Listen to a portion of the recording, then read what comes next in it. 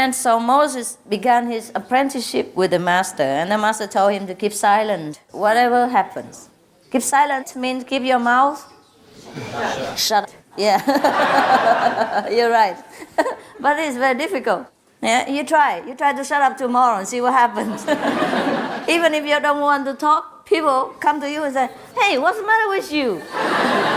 We are only on the 4-day retreat, you know."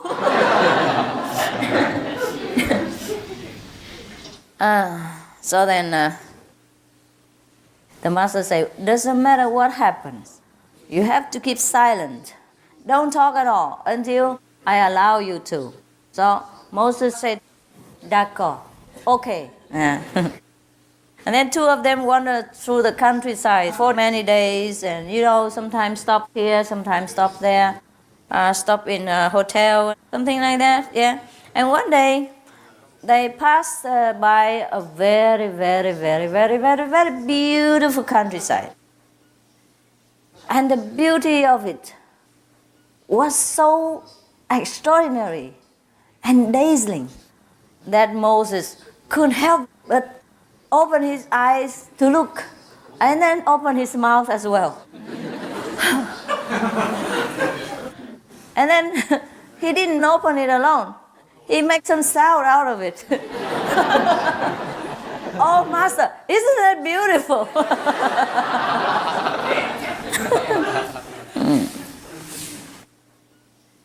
But the Master forgave him. He said, I told you to keep your mouth S-H-U-T, shut. So the Master said, oh, forgive me, Master, forgive. I will shut up. I will not talk again. All right. And then when they went further down the road, they came across a river. And there was a mother crying on the bank of the river because her baby happened to be swept away by the currents. And the current was very, very strong. Then Moses wanted to save the child, and the Master did not let him. And of course, Moses also could not do it because the currents were very strong. And then he said to the Master, Master, you are powerful, you're mighty. Can you save the baby? How can you keep silent and just stand here? And the mother was crying, you didn't see, and the child is drowning. And you keep silent. And the Master say, shh, silence. So, and then he also give him a good look, like this.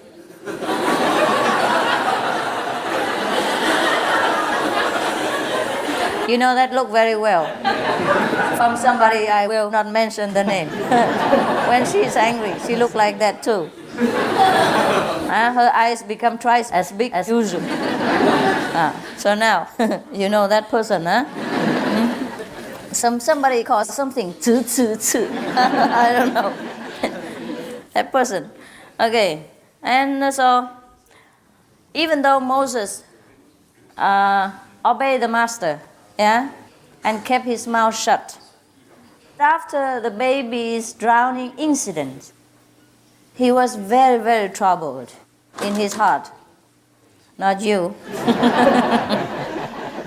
But he could not ask anything. Still in his heart, he was very, very disturbed, and he kept criticizing the Master all the time. He said, this must be a very insensitive man. He has no compassion, no love for mankind. He preaches all the time that we must be compassionate, we must have love for mankind, we must do this and that. We must help the needy and the troubled and the ones in danger and all that. We must help mankind. And here he is standing around watching the baby drowning and the mother helplessly crying. And he does nothing. And he was having doubt in his heart, very, very many doubts. He was very, very much troubled. A lot of critical thoughts about the Master, but he just kept his mouth shut. So you see, to keep your mouth shut doesn't mean you are silent. So be careful about the noise inside, not the noise outside. Mostly during the retreat or when you are residing in a meditation center, like an ashram, for example, here or anywhere else, practicing spiritual practice, mostly the master would recommend silence. Yeah, means don't talk. Don't talk. But don't talk doesn't mean you always keep your mouth shut. This is a different case. Yeah, this is a different case. When the master imposes on you a total silence, yeah, just for a period of time to practice silence, or maybe for something, for your throat, or maybe you talk too much or something like that. So the master makes you keep silence for a while.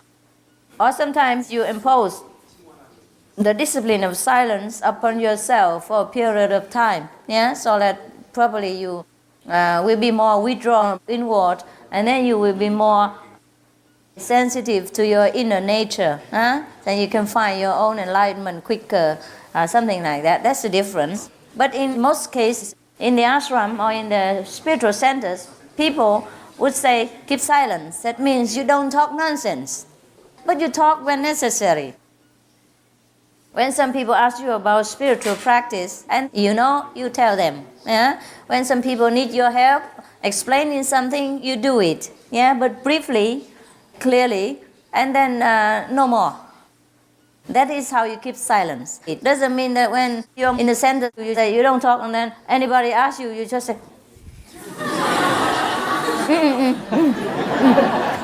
you make people feel rejected, yeah, and feel hurt. That's different, okay? So don't talk means don't talk when you don't have to. Don't talk nonsense. Don't waste your energy. Don't dissipate the blessing power that you have earned during meditation, or when you have seen the master's eyes, or when master has touched you, or master give you some blessing. Don't dissipate it by talking nonsense unnecessarily. That means keep silence, okay? Don't talk. It's not don't talk all the time, yeah?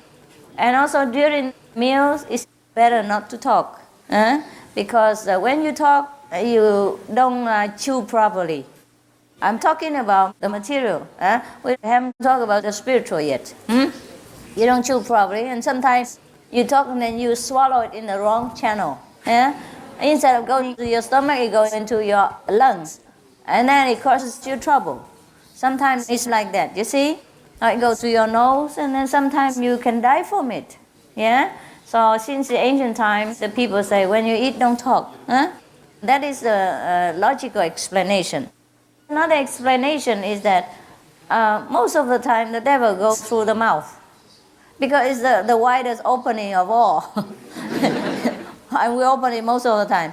So if there is anything trying to possess you, they would enter into the mouth very quickly. So when we eat and we open the mouth and talk all the time, the devil will hear it and then come and go inside with the food, or contaminate our food and make it indigestible for us, or make it poisonous, or make it something troublesome when it enters our body.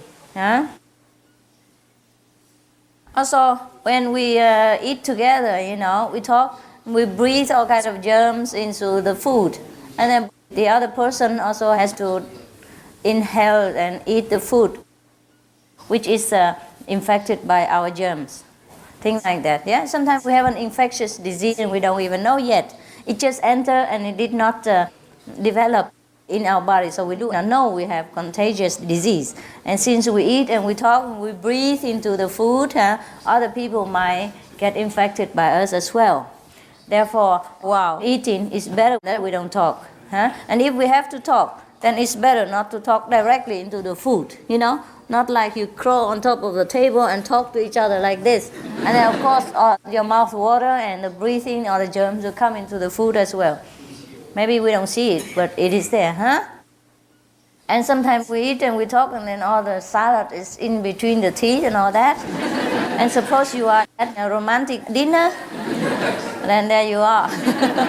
You end on a bad note, Something like that. Or sometimes you talk and then something very funny, and then you you laugh and then all the food comes out. And then you have to order a new dinner, for the guests. Otherwise the guest will just politely say, well, I'm full. Even though he had only eaten half a bowl of rice. when he sees all your food from the mouth.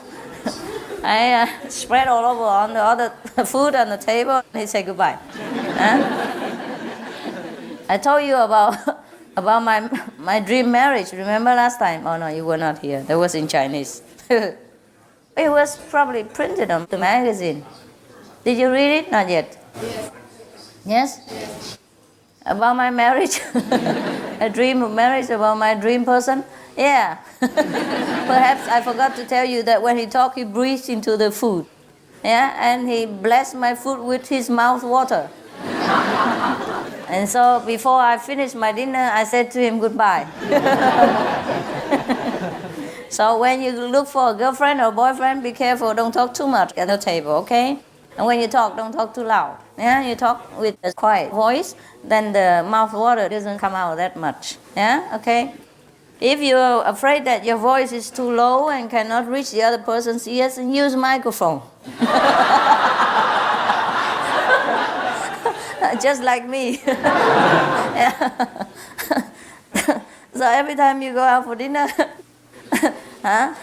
the prerequisite, the condition is a microphone on the table. All right? For each. It's better if you have earphones as well. And then you're all equipped. And then you can talk, no problem, because you can talk with a very low voice, and the other person can hear you very loudly. And then you will not bless the other people's food with your mouth water. And because the mouth water contains a lot of things inside. Our mouth contains a lot of germs. Even though we are very hygienic and brush our teeth every day, it is a natural thing that they break inside there. But I don't know, the doctor said mine doesn't have any. Few, he said few, very few. I had a checkup on my blood, and with the blood test, they test everything, blood type and everything. And then where the column says bacteria, it says few, very few. At that time I was very sick. So those few were from somebody else. Those few are not supposed to be there at all. Yeah.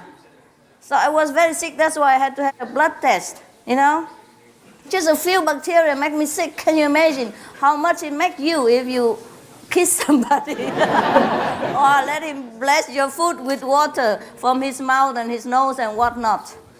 Just a few bacteria make me sick so much. Allergies all over my body at that time, and it took many months to cure it. Just a few bacteria. And he didn't find the bacteria for that. He had the blood test for everything, just to see what's in there. And the bacteria is only few. He said, very few. And I don't know what it is. But even then, he didn't find out what made me ill, But I know that the few bacteria make me allergy. That's what it is. Originally, they're not supposed to be there. That's why. That's why just a few bacteria make me sick. Perhaps occasionally I will have a few bacteria like that, or other kinds, because you can't avoid it when you are always with people. And I take all kinds of things. Perhaps you have a very strong resistance, but now and again, and you're sick or you're weak or you don't meditate enough, and then, your resistance goes low, down, and then the bacteria come. So that's why I know I don't have bacteria. But in case I do, I don't go near, Well, what I mean is, I think most people, maybe including myself, or our mouth water or breathing will have germs anyhow. I don't know why. That's what they reported, no? The scientists, they have researched and they found that people's mouth water have a lot of bacteria. So when people kiss each other, they exchange a lot of bacteria. And it's a very generous amount.